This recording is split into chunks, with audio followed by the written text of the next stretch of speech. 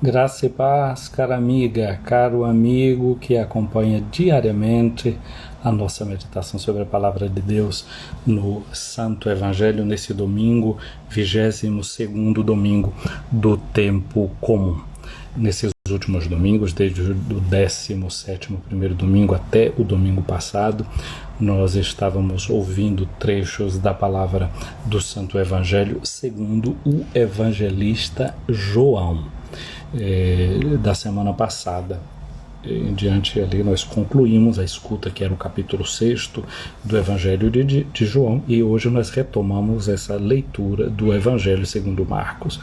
Como nós já sabemos, o Evangelho escrito por Marcos é o primeiro Evangelho a ser escrito. Ele é escrito para a comunidade de cristãos que moravam aqui na cidade de Roma, e ele tem um objetivo, que é aquele de ajudar aos que são chamados catecúmenos a que se preparem para receber o dom do próprio batismo, ou seja, para que é o ingresso deles na vida da comunidade. Então esse é um evangelho para os chamados catecúmenos, aqueles que se preparam para receber o dom do santo batismo.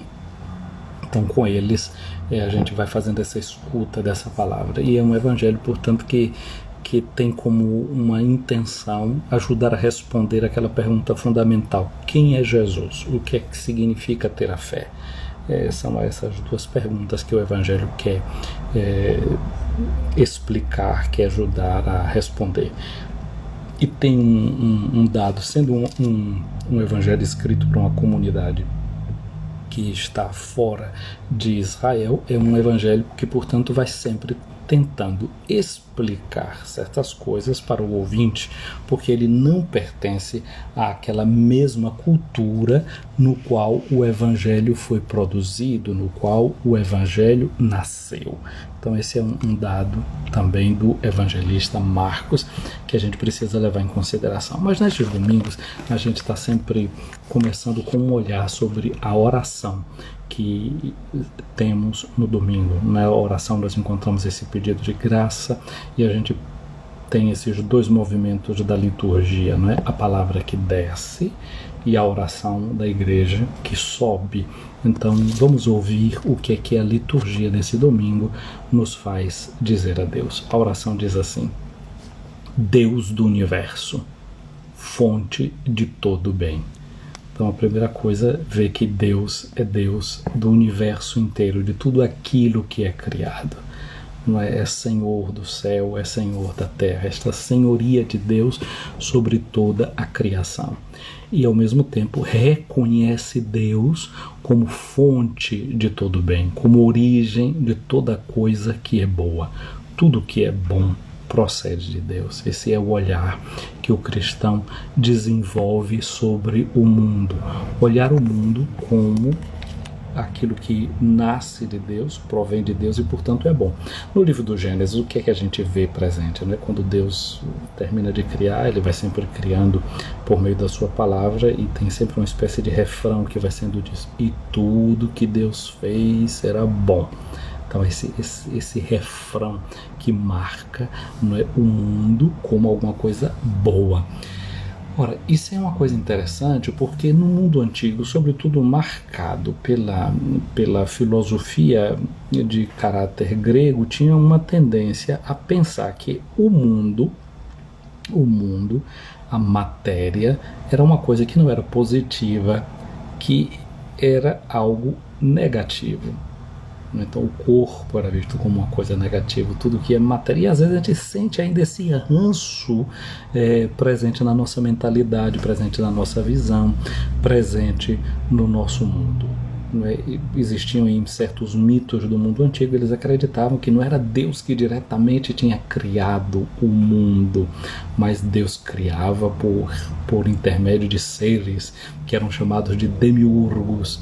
Para nós cristãos, não. A Bíblia hebraica, os hebreus, não é? E daí procede todos nós que acreditamos, não é, no Deus, professamos a fé no Deus Criador, vemos que é Deus mesmo quem cria o mundo, e o cria por meio da sua palavra. Então ele é Deus de todas as coisas. Quando diz que Deus do universo, universo é uma palavra que significa tudo, não é? Tudo que é algo completo. Não tem nada que exista nesse mundo do qual ele não seja Deus, ele não seja Senhor. Ele é Senhor de tudo, ele é Senhor de todas as coisas. Então, vê Deus como fonte também de todo o bem. Tudo que é bom procede de Deus. E aí o pedido que é feito a Deus: derramai em nossos corações o vosso amor. São Paulo vai nos dizer na carta aos Romanos, né, que o amor de Deus foi derramado em nossos corações por meio do Espírito Santo que nos foi dado. Então, quando nós pedimos o amor de Deus ser derramado em nosso coração, nós estamos pedindo o Espírito Santo. O que é que a gente diz na oração do Espírito Santo? Derramai o vosso Espírito e tudo será criado e renovareis a face da terra. Então o Espírito Santo é o fogo do amor de Deus. Esse amor de Deus é o amor personalizado, não é, que vem aos nossos corações. E é somente esse Espírito de Deus, o amor de Deus, que nos torna capazes de ver o mundo como ele é, de enxergar o mundo como ele é e de amar o mundo. Lembra o Evangelho de São João no capítulo 3, não é? Da conversa de Jesus com Nicodemos? Deus amou tanto o mundo que deu o seu Filho unigênito para que todo aquele que nele crê não pereça, mas tenha a vida eterna. Ter o amor de Deus no coração da gente nos capacita para amar o mundo como Deus ama e para amar a Deus. Ontem nós festejamos Santo Agostinho, né? Em uma das cartas de Santo Agostinho, a carta 109, Santo Agostinho vai dizer que a medida do amor a Deus é amar sem medida. E equivale, não é? Porque nós já sabemos pelo mandamento que o primeiro mais importante é amar a Deus sobre todas as coisas, o segundo é semelhante a esse, que é amar o próximo como a nós mesmos. Portanto, então é o amor a Deus e o amor ao próximo deve ser um amor sem medida. E o que é amar? A gente já falou muito sobre isso. Amar não é um amor de receptividade, é aquele amor que é chamado de amor oblativo. É amor que é capaz de doação. Não é somente amor de aquisição, aquilo que eu quero receber do outro, mas não. O amor verdadeiro é esse amor que você olha para o outro para ver o que é que você pode fazer. Lembra que no dia 27 eu lembrava da morte de Noel der Câmara, Dom Luciano Mendes de Almeida, e lembrava de também a morte de Dom José Maria Pires. Lembrava que São Luciano, se Deus quiser, vai chegar às honras dos altares, né? Dom Luciano, ele sempre perguntava: em que é que eu posso ajudar? Em que é que eu posso servir? Não é? Então o verdadeiro amor é este, que é o amor que procura como é que eu posso servir, como é que eu posso me doar, como é que eu posso me entregar, o que é que eu posso realmente fazer pelo outro. Então esse é o sentido dessa oração, não é? E para que é que a gente pede esse amor de Deus? Derramai em nossos corações o vosso amor, e o outro pedido é: estreitai os laços que nos unem convosco. Na oração eucarística para a reconciliação, lá é dita uma palavra, né, que Jesus nos amou, nos uniu com um laço tão estreito e forte que nada poderá romper, que a gente fica vinculado realmente com Deus e vinculado também com os irmãos, né? Para alimentar em nós o que é bom e guardar com solicitude o que nos destes. A gente só consegue guardar com cuidado o que Deus nos dá, ou seja, o amor que Ele derrama em nosso coração, não é? Pela ajuda do próprio Deus. Então a gente precisa da graça de Deus para se salvar, e a gente precisa de conservar a graça de Deus para continuar, não é, vivendo como pessoas realmente redimidas, como pessoas salvas, como pessoas que participam dessa bênção de Deus. Olhemos para a leitura do Evangelho de hoje, que é um texto que vai, que é o capítulo 7, vai do versículo de 1 a 8, depois salta, leva os versículos 14 e 15, salta depois para 21 e 23, uma leitura assim, com uma espécie de coxa de retalhos. Tem algumas coisas que vão ficando fora. Então a primeira coisa que a gente nota aqui no Evangelho de hoje é assim: naquele tempo os fariseus e os mestres da lei vieram de Jerusalém e se reuniram em torno de Jesus. Normalmente o que a gente vê nos evangelhos é que as pessoas vão para Jerusalém. Vão para Jerusalém para pagar alguma promessa, vão para Jerusalém para a festa da Páscoa, ou para a festa das cabanas, todas aquelas festas que o povo de Israel tinha. O povo sai de cá e do norte desce e vai para Jerusalém. Depois sobe a montanha de Sião, vamos lá para o templo. Mas aqui aconteceu que alguns desses mestres da lei vieram lá de Jerusalém e se reuniram em torno de Jesus. Esse verbo que nós temos aqui, o verbo reunir-se em grego, se diz synagogein. A gente conhece em palavras da língua portuguesa como sintaxe. Sin significa com, não é? Agogein é conduzir, né? Daí a gente vê na palavra pedagogia, pedagogein, é conduzir um menino. Então, synagogein significa conduzir com, ou em outras palavras, daí isso aqui reunir. Só que dentro dessa synagogein, você certamente está já soando na sua cabeça uma palavra que a gente ouve muito no Evangelho, que é a palavra sinagoga. Sinagoga era o lugar onde as pessoas eram reunidas. E quem era que tinha o controle das sinagogas no tempo de Jesus? Os fariseus e esses escribas. São chamados de escriba porque eles escreviam, né? Naquele tempo não tinha nada digitado, era tudo escrito mesmo à mão, e de tanto copiar e recopiar a Bíblia, essas pessoas acabavam sabendo muita coisa de cor e salteada.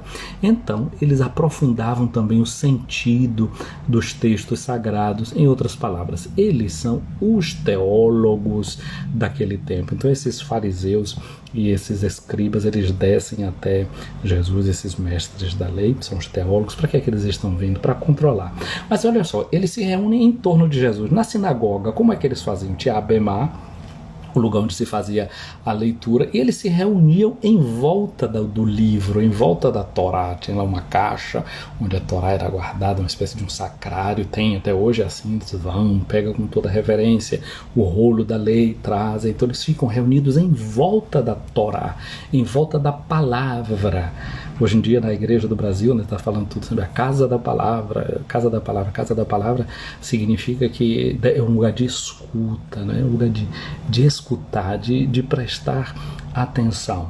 Agora é interessante que em vez de estarem reunidos em torno da Torá, Jesus, Marcos está dizendo aqui, né, falando disso, que eles agora estão se reunindo em torno de Jesus. Eles não estão se reunindo em torno de Jesus com as melhores das intenções.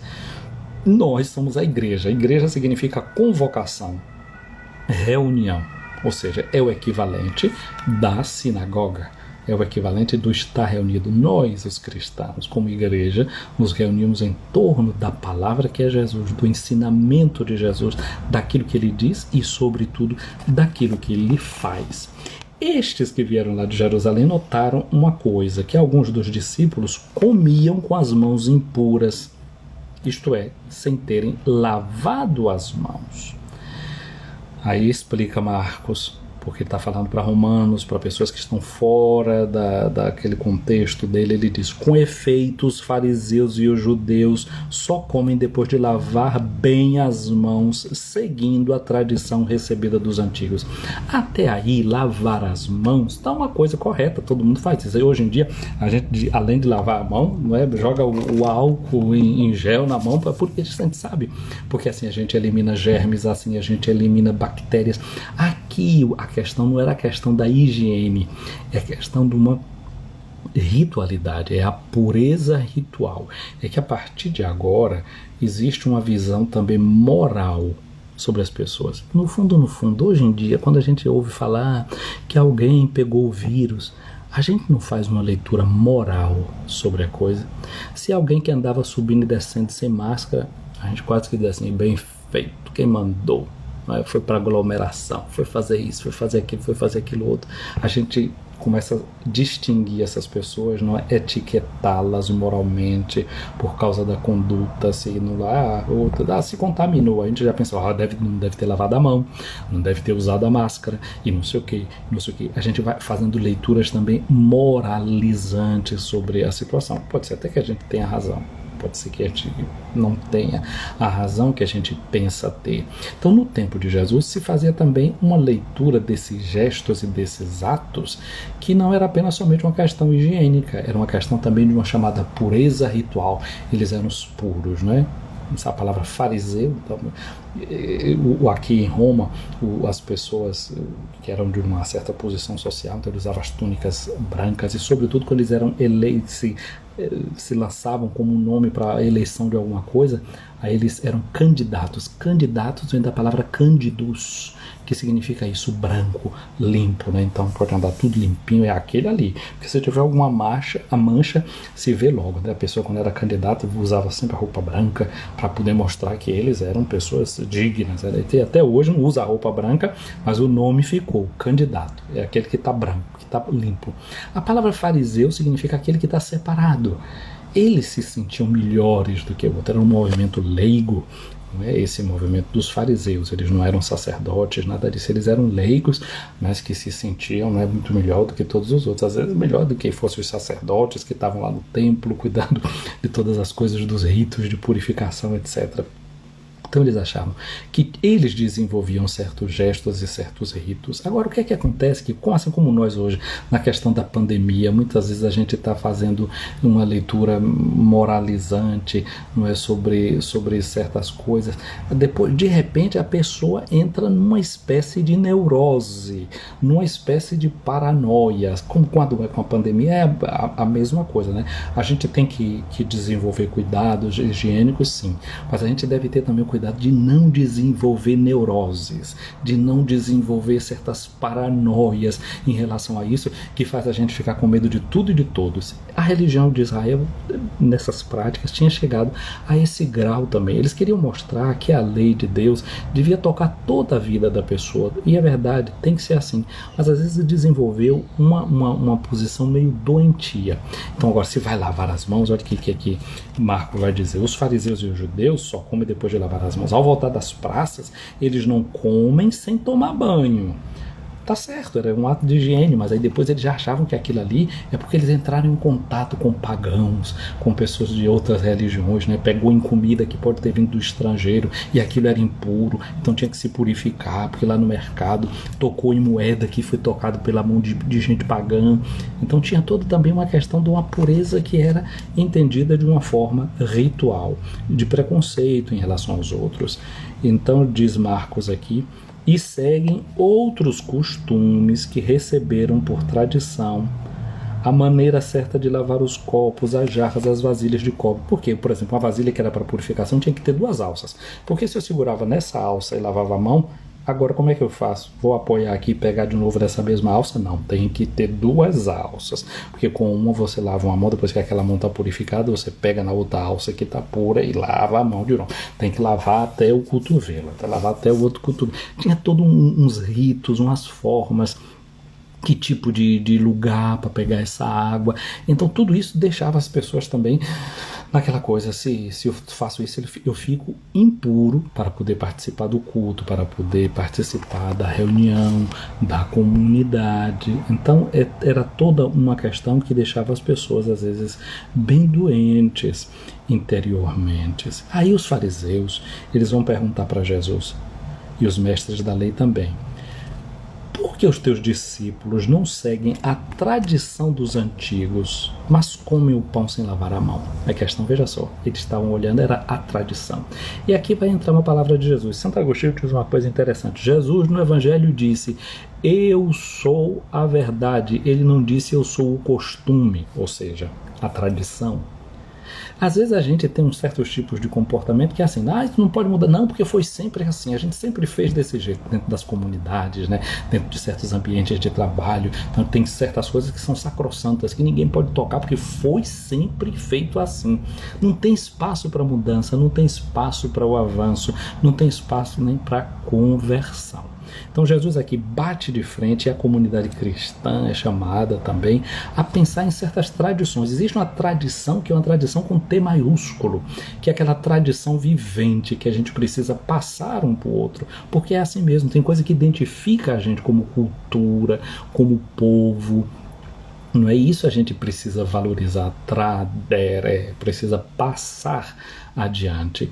Mas tem coisa que são tradição com letra minúscula, é tradição pequena, é coisa que às vezes atrapalha, é pedra de tropeço, é pedrinha dentro do sapato, que a gente pode muitas vezes e deve, não é, se libertar delas. Certas tradições machistas, certas tradições preconceituosas. Por que a gente tem que conservar isso? Porque foi sempre assim. A humanidade evolui, a humanidade cresce, a humanidade é chamada a se transformar. E a palavra de Jesus hoje é um confronto exatamente com isso, com tradições que não carregam consigo valores que devam ser aprofundados. E aqui já não aparece nesse texto do Evangelho, mas Jesus mexe com ele dizendo assim: vocês, por exemplo, criaram uma norma de interpretação da lei que diz que se vocês fazem uma oferta ao templo com aquilo que vocês deveriam usar para cuidar dos pais de vocês, vocês ficam livres de cumprir o quarto mandamento. Que negócio é esse? Vocês estão pegando a lei e manipulando a lei a favor de vocês. Então Jesus denunciava isso também. Aí Jesus diz para eles: bem profetizou Isaías a respeito de vocês, hipócritas. Já falei essa semana sobre a palavra hipócrites em grego. Hipócrita significa a máscara. É o que o ator... Aliás, a hipócrites significa ator, que ele, para desempenhar o seu papel, ele fazia a máscara do personagem que ele representava. Então, se ele estava fazendo o papel de um rei, então fazia a máscara de um rei. Ele usava a máscara do rei, uma coroa, não sei o que, e fazia o rosto daquele rei. O personagem, a persona, se diz em latim. E de que era feita as máscaras no mundo antigo? Hoje em dia a gente pensaria logo, é feita de plástico, disso, daquilo outro, assim que a gente faria as máscaras de hoje, em silicone, sei lá o que. No mundo antigo, como é que as máscaras eram feitas? Com cera de abelha. Pegava a cera, fazia um molde.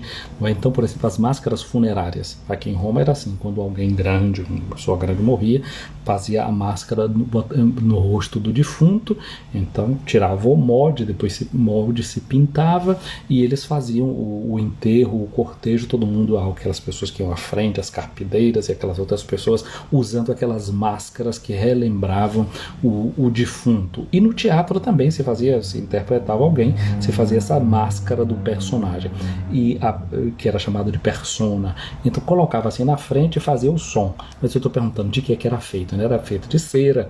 Então existe a palavra na língua portuguesa, a palavra sincero, sincera, que significa sine cera, sem cera, sem máscara.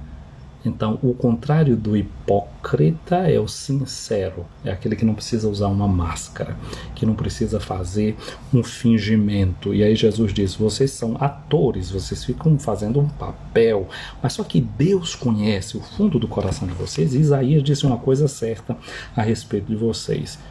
Porque está lá escrito em Isaías: este povo me honra com os lábios, mas o coração está longe de mim. O coração aqui não significa como para nós o amor, essas coisas, o sentimento. Amor sim, mas não simplesmente o sentimento. É um amor que é muito mais consequente, que é algo prático, que passa pela inteligência. Amor aqui, coração aqui, significa a interioridade da própria pessoa. Aí Jesus diz, né, repetindo o profeta: de nada adianta o culto que me prestam, pois as doutrinas que ensinam são preceitos humanos. Não ficam manipulando a lei. Vós abandonais o mandamento de Deus para seguir a tradição dos homens. É aqui que entra aquilo que eu falei do corban que eles usavam para manipular a lei. E em seguida Jesus chama a multidão para perto de si. Então agora é a multidão que se reúne em volta de Jesus, não mais os fariseus que estavam ali reunidos em torno dele, mas é Jesus quem chamou. O mesmo vocacional, o chamado, é Jesus que convoca. kaleo, faz igreja, em volta dele aqui o oposto entre sinagoga, aqueles que se reuniam em torno da lei, e eclésia, aqueles que se reúnem em volta de Jesus, da sua palavra e da sua prática. Ora, no Antigo Testamento, no capítulo 11 do livro de Levítico, se fala de toda uma série de comidas e de coisas que se uma pessoa come, que ela fica impura. Até antes, Jesus estava falando da tradição. A tradição significa a interpretação que os fariseus davam da palavra, daquilo que estava contido na lei. Mas agora Jesus vai falar exatamente até do que está escrito na Sagrada Escritura, porque Jesus vai dizer assim: escutai todos e compreendei. Escutai é aquele verbo que é o fundamental na vida do povo de Israel, o verbo Shema, com o qual todo israelita começa todo dia dizendo: Shema Israel, escuta Israel, o Senhor teu Deus, o Senhor. Agora não basta escutar, é preciso escutar e compreender. Jesus diz: o que torna impuro o homem não é o que entra nele vindo de fora, mas o que sai do seu interior. O importante aqui agora é o coração do ser humano. O que é que está no coração do ser humano? Isso é sim que é determinante. Pois, diz Jesus, é de dentro do coração humano que saem más intenções, imoralidades, roubos, assassínios, adultérios, ambições desmedidas, maldades, fraudes, devassidão, inveja, calúnia, orgulho, falta de juízo. Então, essas coisas todas que Jesus enumerou como coisas que tornam o coração humano impuro, não são coisas que vêm de dentro para fora, são coisas que saem de dentro do homem. Portanto, muitas vezes o homem que está muito preocupado com aquilo que ele está comendo, com o que deixa de comer, se ele está comendo com mão suja ou com mão limpa, essa não deve ser a preocupação. Jesus, tudo que aponta aqui, nos faz ver uma coisa: está na relação com os outros. É a relação com o outro que me purifica, ou é a relação com o outro que me torna impuro? Aí o que é que os saduceus, né, os que controlavam o templo, diziam, né, que o que tornava a pessoa pura eram os sacrifícios que se fazia lá no templo. Os fariseus vão dizer que o que torna você puro são os rituais que você cumpre de acordo com a tradição. Jesus está dizendo que o que torna a gente pura é a relação de amor que a gente tem com o outro. Porque quem ama não vai ter uma intenção ruim em relação ao outro. Quem ama não vai ter um comportamento que seja imoral, não vai roubar o outro, não vai matar. Quem ama vai respeitar o seu casamento, não vai cair na via do adultério. Quem ama vai ter ambições comedidas, não vai ter ambições desmedidas que destrói a si mesmo, né? Querendo ter mais, ter, e para ter perde a saúde, perde a cabeça, destrói o casamento, destrói a vida de um filho, porque quer que o filho seja isso, a filha seja aquilo, e o filho tem que fazer aquilo que ele quer, realizar o desejo. Então acaba destruindo os outros por causa da ambição desmedida, não é? As fraudes, as maldades, a devassidão, a inveja, esse olho mau sobre aquilo que o outro tem, que não enxerga bem as coisas, a calúnia, não é? Difamar o outro. Então, no fundo, isso é que torna o ser humano impuro. E é justamente o contrário de tudo isso que purifica o nosso coração. Todas essas coisas más saem de dentro e são o que torna o homem impuro. A segunda leitura de hoje, que é da carta de São Tiago, capítulo 1, no versículo 27, olha só o que Tiago diz para nós. Com efeito, a religião pura e sem mancha diante de Deus é esta: assistir os órfãos e as viúvas em suas tribulações e não se deixar contaminar pelo mundo. A religião que nos purifica é ter cuidado pelo outro. Jesus não diz que a religião, Tiago não diz que a religião que purifica é aquela que você reza não sei quantos terços por dia, reza não sei quantos salmos, faz peregrinação não sei para onde, se asperge com a água benta. Não é isso que é a religião que purifica a gente, não. Não é aquela que tem a melhor teologia escrita, ou que o padre prega melhor, não é isso que vai trazer essa certeza da religião que nos purifica. O que vai nos purificar mesmo, a religião que é pura diante de Deus, é esse cuidado com os mais necessitados, com os órfãos e com as viúvas, com aqueles que estão na necessidade. É pelo outro que passa a nossa purificação, é pelo outro que passa a nossa salvação. E aí Tiago diz uma coisa que é muito interessante, o versículo 21 dessa leitura: recebei com humildade a palavra que em vós foi plantada e que é capaz de salvar as vossas almas, que é capaz de salvar as vossas vidas, que é capaz de salvar os vossos corações. Então é isso que a gente quer pedir a Deus no dia de hoje, que essa palavra que foi plantada no nosso coração cresça e produza muito fruto, fruto com abundância. Minha amiga, meu amigo, peçamos ao Senhor que derrame sobre nós a sua bênção e a sua graça. O Senhor esteja acima de ti para te proteger, o Senhor esteja à tua frente para te guiar, atrás de ti para te defender, ao teu lado para te acompanhar, dentro de ti para te abençoar. Que a bênção de Deus Todo-Poderoso, Pai, Filho e Espírito Santo, desça sobre ti, minha amiga, meu amigo, e permaneça para sempre. Quero fazer chegar meu abraço aqui a Maria Aline Sampaio, acompanhando essa nossa transmissão, a Bia Cláudia, a Genilza, bom dia para ti, bom dia para cada um de vocês aqui. Para Mari Caldas, bom dia. Um abraço então, né, Mari Caldas, para a paróquia de Santa Rita, aí em Amargosa. Santa Rita foi uma comunidade que eu trabalhei como seminarista, Mari. Eu tinha aí os meus 17 anos, quando fui catequista aí da comunidade, animava os círculos bíblicos pelas ruas aí do bairro de Santa Rita, acompanhava Dom Alaí, que naquele tempo toda quinta-feira e todos os domingos celebrava a missa aí na comunidade de Santa Rita. Portanto, é uma comunidade que quero muito bem. Ana Maria Barreto, um abraço para ti, para Ana Maria dos Anjos também, um abraço para Mima Costa, para Leutz Martins, paz e bem, para Vânia Brito, Odaleia, um abraço para ti. A Odaleia estava aqui, para a irmã Eronildes. Odaleia está dizendo que está com toda a família aí reunida, escutando, então um abraço aí a vocês todos, né? Odaleia acompanhando essa nossa meditação. A Jaci Félix, né, que diz que um bom abençoado domingo, não é? E hoje é o domingo, dia do catequista, você que está aí nas comunidades prestando esse serviço, parabéns, não é? Por esse dia, não é? Carlos Sampaio, um abraço para você, para Manuel Roque, que é catequista aí na comunidade de Nossa Senhora do Bom Conselho em Amargosa, para Rose Santos, para Florisa Santos, Ivone Souza, para Geralda Lima, para Liu Feliz, Aislan Welber, para o Padre Edson Nascimento, para Pati Matos, um abraço para você, abraço para o Padre Juarez, não é?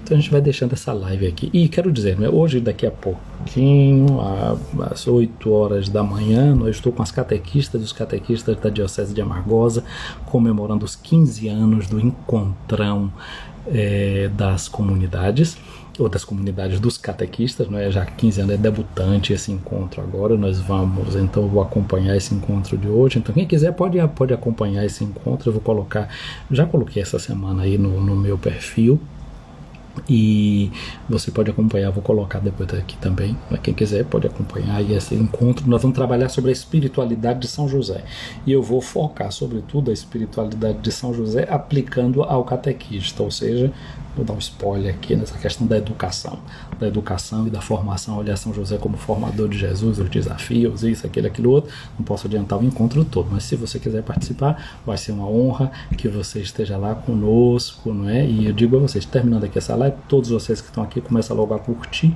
não é? Então peço a permissão do Padre Edson Nascimento, que é o coordenador de pastoral aí da Diocese de Amargosa, né? Para tocar nessa área da pastoral que está sob os cuidados do Padre Rânio, lá da paróquia de Iaçu, né? Com todas as vênias, os irmãos sacerdotes aí vão entrar, estar ali presente com essas irmãs e irmãos catequistas, né? Eu que comecei a ser catequista com 13 anos de idade, não é? Atuando nos círculos bíblicos da minha comunidade, depois continuei, não é? Mas isso tudo eu vou falar depois lá na live. Um abraço aqui também para o pessoal da comunidade de Nossa Senhora Aparecida, que não é, que é a capelania do 19BC, o batalhão daí de Salvador. Odaleia, vai ser uma alegria, viu, encontrar com vocês todos aqui em Roma, assim. A gente pode, quem sabe, fazer uns 4 passos aqui, dependendo como é que vai estar essa situação, para ver, conhecer algum lugar da cidade que seja interessante para o ponto de vista da fé. Eu gosto muito de fazer esses caminhos quando posso, né? A gente se encontra um tempinho, pelo menos em 2, 3 lugares, a gente ir renovar a fé com quem passa por aqui, por Roma, não é? Vendo esses lugares que são importantes para a nossa vida de fé. Lolo Chéri, um abraço para você aí também chegando aqui nessa nossa transmissão. Vou salvar aqui essa live de agora. Fiquem com Deus, abençoado domingo e até daqui a pouco para quem vai acompanhar a live com as catequistas e os catequistas da Diocese de Amargosa. Fiquem com Deus.